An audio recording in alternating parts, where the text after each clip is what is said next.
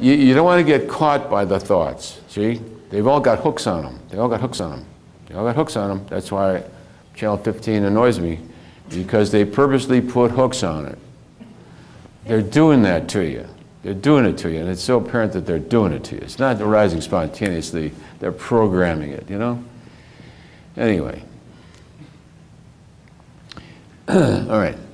There's two ways to train. One is, you see, when you're riding in a car, you spot something along the road, and as you go along, your eye tracks it, right? It reads the billboard. It looks at the cow walking by. It's looking at the scenery. It's looking at the architecture. So your mind is like tracking onto this and following it through. Okay? That's what your mind ordinarily does when you're looking at your mind. It gets onto a story. It follows the story. The way to train your mind, so you'll see what it's like. When you're riding in the car as a passenger, you pick a slot in the window through which you look. You understand? You look at the window right here. Now everything is passing this way. You're not tracking it, see?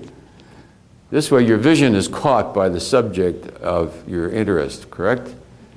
You're constantly going from this to that. That's how your mind is working all day. This catches it for a while. This catches it for a while. All right. But now you're going to practice something where you look through the window, and your project is to keep your eye at this place on the window, no matter what goes through. Now stuff goes stopping by. The difference is you're not attached to it. You're detached. See? You can't pull back from the mind so long as you're attached to its content and its emotional payoff. You witness the thoughts going by in meditation. You witness them going by. You don't allow them to take hold. You watch how your emotions want to come up and milk them for a story, for a kick. No, you refuse that. So you refuse the emotional payoff. Every thought has a payoff, or you wouldn't have a thought. Every thought has a payoff. Every thought is a positionality, and you have a positionality because every positionality gives you a payoff.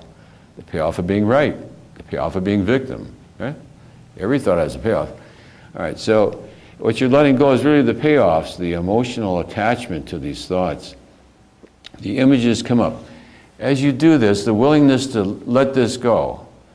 Let this go. Before the note even hits the crest, you've already let it go. You're not trying to hang on to it because the new music is coming up. You understand? So you're staying on the edge of the knife. And as the thoughts come up, there's a letting go of it. So a feeling of like dogginess begins to arise, and you let it go before it even becomes good old Luke who got run over by the tractor. Yeah? You don't let the story get that far.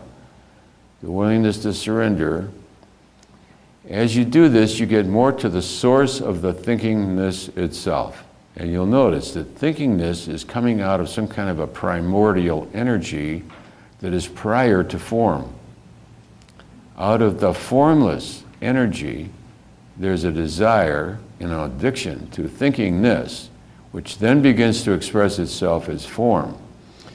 So as you start this, you have long stories. Then as you keep letting the stories go, they become short paragraphs. Then they become sentences. Then you let the thought go before it's even a sentence, before it's even a completed word or image. And you get that there is a source out of which all thinkingness is coming. The anlagi, the primordial, out of which thinkingness is arising. Like the lava in the middle of a volcano, before it erupts and takes form in the world, you detect that that boiling wish, that pressure of thinkingness is what you then surrender to God.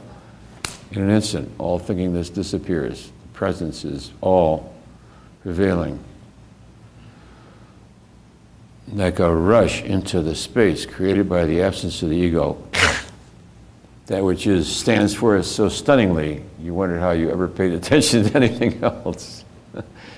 It then takes over the life and it does whatever it does. To teach or not to teach, to give lectures, to write, has nothing to do with anything except that it does it by itself. The consciousness does that. The consciousness speaks of its own. I don't have to tell consciousness to speak. It speaks of its own, does it not? If it wants to demonstrate a Pollock painting, it does so. There's no thinkingness to it. The one thing that made the mind useful, for many years there was no way to relate to the world. It didn't talk about anything comprehensible or sensible. The body went about its own business. There was no way to tell anybody what the condition was about. I never mentioned it until I wrote about it in '95. What did you do? Walk down the street and tap somebody on the shoulder and say, guess what? I just discovered that the ultimate truth is the subjective reality of the self as the all-present awareness of allness. Wow, man. Cool. Cool, boy. Yeah. Yeah, right.